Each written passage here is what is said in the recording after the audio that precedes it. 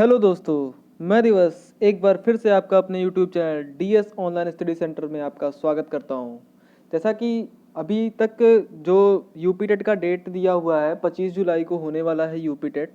अभी तक तो वही मान के चला जाएगा कि यूपी टेट होगा 25 जुलाई को, और लगभग 70-80% आशा है कि 25 जुलाई को करा लिया जाएगा यूपी टेट, क्योंकि अभी उसमें टाइम है। और कोरोना काल को देखते हुए अगर कोरोना इसी तरह बढ़ता रहा तो वो तो जाहिर सी बात है कि वो बढ़ेगा डेट। लेकिन जब तक नहीं बढ़ रहा है, जब तक कुछ नहीं आ रहा है, तब तक हम लोग 25 जुलाई को ही मान के अपनी तैयारी करते हैं।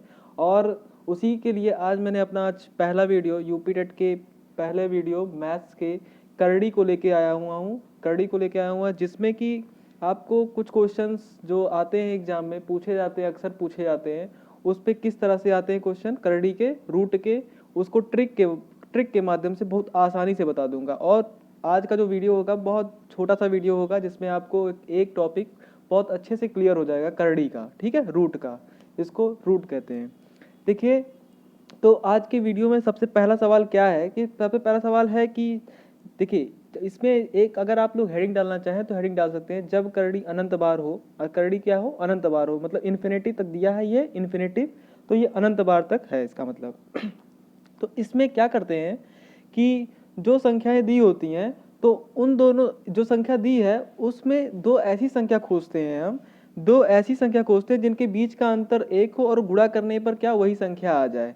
तो जैसे क्या है, करड़ी में 110 धन, करड़ी में 110 धन, करड़ी में 110 धन, डॉट डॉट डॉट कहाँ तक? इन्फिनेटिव तक है। इन्फिनेटिव मतलब अनंत तक है। तो अब ये 110 जो है इसको ऐसे दो पार्ट में डिवाइड कीजिए जिसमें कि आपको गुणा करने पर क्या 110 आ जाए और दोनों के बीच का अंतर क्या हो? एक हो।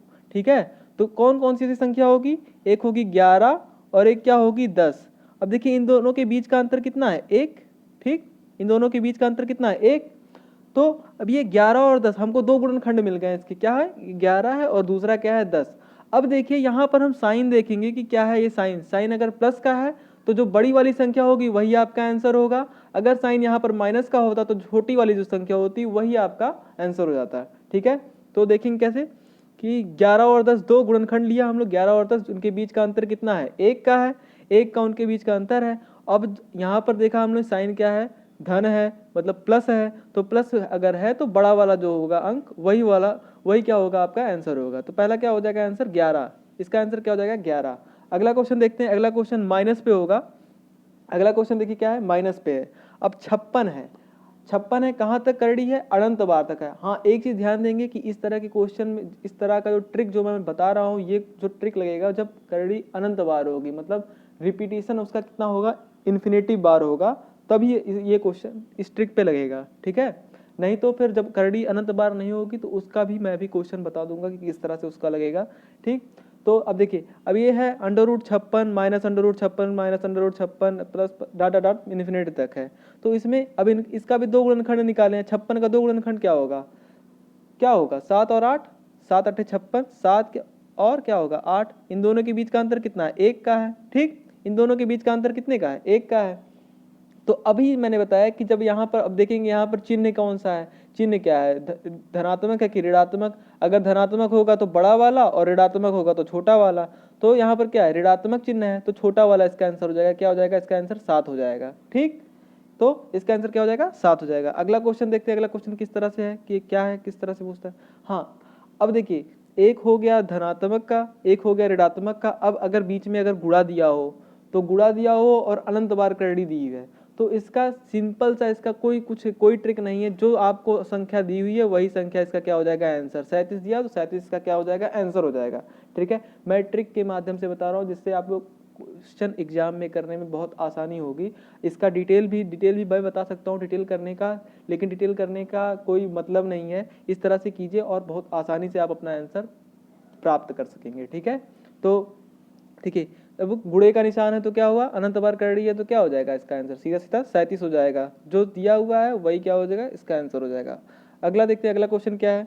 अगला क्वेश्चन, हाँ, अब देखिए, अभी तक तो हमें मतलब मिल जा रहा था कि क्या है कि दो गुणनखंड मिल जा रहे थे और उनके बीच का अंतर एक है। अब क्या है? जब अभाज्य संख्या है, अब अभाज्य संख्या उनके बीच का अंतर हमें एक नहीं, अंतर गुणनखंड करके हम एक का अंतर नहीं ले पाएंगे। तो क्या करेंगे कि इसमें ऐसी दो संख्या हम ऐसा खाली ढूंढेंगे कि जिनके बीच का अंतर एक हो और जोड़ घटाना मतलब जोड़ने घटाने पर कितना आ जाता हो, ये जो संख्या वही आ जाता हो। तो एक संख्या हो जाएगी क्या 2 और एक संख्या हो जाएगी 3। ठीक, एक संख्या हो जाएगी 2 और एक संख्या हो जाएगी आपकी 3। 3 और 2 को जोड़ने पर क्या आ जाएगा 5 आ जाएगा, और उनके बीच का क्या अंतर भी क्या है 1 का है। ठीक है, क्या है इनके बीच का अंतर 1 का है। तो अब इस तरह का जो क्वेश्चन होगा जब अभाज्य संख्या दी रहती है जिनके बीच का अंतर मतलब गुणनखंड नहीं निकलता है, तो उसमें ऑप्शन दिए रहेंगे आपको, उसमें ऑप्शन इस तरह से करके दिए रहेंगे। ठीक है, पहला ऑप्शन ऐसे दे देगा, ठीक है, और फिर दूसरा ऑप्शन क्या कर देगा, कुछ भी दे देगा, 3 इस तरह से दे देगा, 3 is less than x is less than 4। तीसरा ऑप्शन दे देगा बोथ, और चौथा ऑप्शन दे देगा नन। ठीक है, चौथा ऑप्शन दे देगा क्या आपका नन। ठीक है, तो इसमें देखिए क्या करेंगे कि इसमें इंटरवल में मतलब अंतराल में आपका वैल्यू जो निकलती है वो अंतराल में इन दोनों के मध्य की निकलती है वैल्यू। तो मतलब इसका मतलब जैसे 2 is less than x is less than 3, मतलब 2 क्या है x से छोटा है और x किससे छोटा है 3 से छोटा है। तो मतलब जो x की वैल्यू होगी 2 और 3 के बीच में रहेगी। तो हमने दो संख्या ऐसी ली जिनको जोड़ने पर कितना आ रहा था 5 आ रहा था, और उनके बीच का अंतर कितना था 1। तो जो वैल्यू होगी हमारी वो 2 और 3 के बीच में रहेगी, 2 और 3 के बीच में रहेगी, 2 और 3 के बीच में रहेगी। तो इसमें 2 और 3 का बीच वाला क्या ऑप्शन है, ए वाला ऑप्शन क्या है, 2 और 3 के बीच में है, क्योंकि 2 है और यहाँ 3 है। अब ये 2 से बड़ा और 3 से छोटा, x की जो वैल्यू है क्या है 2 से बड़ा और 3 से छोटा।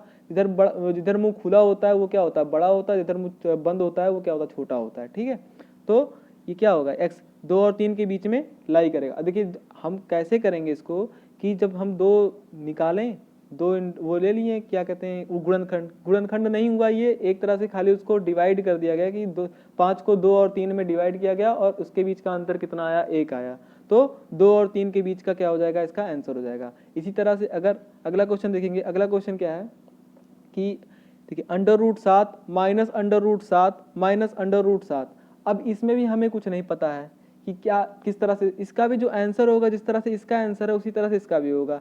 अब देखिए इन दोनों के इसका निकालेंगे जब हम, तो क्या होगा 4 और 3, दो वैल्यू यही आएगी 4 और 3, इसके बीच में लाई करेगा, मतलब 4 और 3 चाहे लिखिए चाहे 3 4 लिखिए, 3 4 लिख लेते हैं। ठीक है, तो जो इसका ऑप्शन दिया रहेगा x की जो वैल्यू होगी वो किससे 3 से बड़ी होगी और 4 से किससे होगी छोटी होगी। इस तरह का जहाँ आंसर दिया रहेगा वही आपका क्या हो जाएगा आंसर सही हो जाएगा। ठीक है, तो क्या हुआ कि √7 माइनस √7 माइनस √7 डॉट इन्फिनिटी तक अगर दिया है तो इसका दो संख्याओं में इसको डिवाइड करेंगे जिनके बीच का अंतर 1 आएगा, और उन दोनों के बीच में ये क्या करेगा लाई करेगा, मतलब रहेगा, उसकी वैल्यू जो आएगी उन दोनों के बीच में रहेगी। ठीक है, तो इसको कर लीजिएगा। इस तरह के क्वेश्चनों की आप लोग प्रैक्टिस करते रहिएगा ताकि आसानी से कर सकें आप एग्जाम में। और ये बहुत आसान सा क्वेश्चन होता है और एग्जाम में छूट जाएगा तो फिर अच्छा नहीं होगा। एक क्वेश्चन तो यहाँ से बनता ही बनता है। ठीक है, अब ये देखिए, अभी तक तो मैंने बताया अनंत तक जब था। अब जब अनंत तक करड़ी नहीं है तब क्या है, किस तरह से इसका आंसर आएगा। ठीक है, तो कुछ करना नहीं है इसमें, बस जो लिखा है वो लिख लीजिए। 5 लिखा है तो 5 लिख लीजिए, √5 √5 लिखा हुआ तो 5 लिख लीजिए। अब उसके बाद देखिए कि करड़ी कितनी बार है, 1 2 3 4, 4 बार है। 2 का पहाड़ा पढ़िए 4 बार, 2 दूनी 4, 2 का पहाड़ा नहीं 4 बार पढ़ना है, 2 की घात 4 करना है। ठीक है, 2 दूनी 4, 4 दूनी 8, 8 दूनी 16, 2 दूनी 4, एक करड़ी 2 हुआ, दूसरी करड़ी में गुणा किए 2 दूनी 4 हुआ, तीसरी करड़ी में गुणा 4 का गुणा 2 में किए तो 4 दूनी 8 हुआ, और चौथी करड़ी में जब गुणा किए तो क्या हो गया 16 हो गया। ठीक है, तो 2 का पहाड़ा पे 2 2 1 कम 2, 2 दूनी 4, 4 दूनी 8, 8 दूनी 16, 16 लिख लिए। और ऊपर क्या करेंगे एक घटा के लिख लेंगे, एक घटा के लिख लेंगे। 2 दूनी 4 दूनी 8 दूनी 16, 16 लिखा और ऊपर क्या किया एक घटा के लिख लिया। तो आपका आंसर क्या हो गया 5 की घात 15/16। सीधा सीधा क्या करना था कि जितनी करड़ी है उसमें 2 गुणे 2 गुणे उतनी बार 2 गुणे 2 गुणे 2 गुणे 2 कर लीजिए। जैसे 4 करड़ी है तो 2 गुणे 2 गुणे 2 गुणे 2, मतलब 4 बार 2 को गुणा कर लीजिए तो कितना आ जाएगा 2 दूनी 4 दूनी 8 दूनी 16, 16 नीचे रखा हर में लिखा और ऊपर क्या कर दिया 15 कर दिया, एक घटा के ऊपर लिख दिया। यही आपका करड़ी से मतलब इस तरह के क्वेश्चन पूछे जाते हैं। ठीक है, तो करड़ी का आज मैंने पार्ट 1 दिया है जो कि छोटा सा वीडियो आपके लिए था। और पार्ट 2 में कुछ 2-3 क्वेश्चन और करड़ी पे कराऊंगा जो एग्जाम में पूछे जाते हैं। ठीक है, तो पार्ट 1 आज आप लोगों ने कर लिया और पार्ट 2 कल मैं फिर से लेके आऊँगा नेक्स्ट वीडियो में। तो आज की क्लास में बस इतना ही। बहुत बहुत धन्यवाद। अगर आपको वीडियो अच्छी लग रही हो तो उसको चैनल को लाइक कीजिए, सब्सक्राइब कीजिए और बेल आइकन को भी ज़रूर प्रेस करें, जिससे कि हमारी ट्रिकी वीडियो आपको आसानी से मिलती रहे। बहुत बहुत धन्यवाद।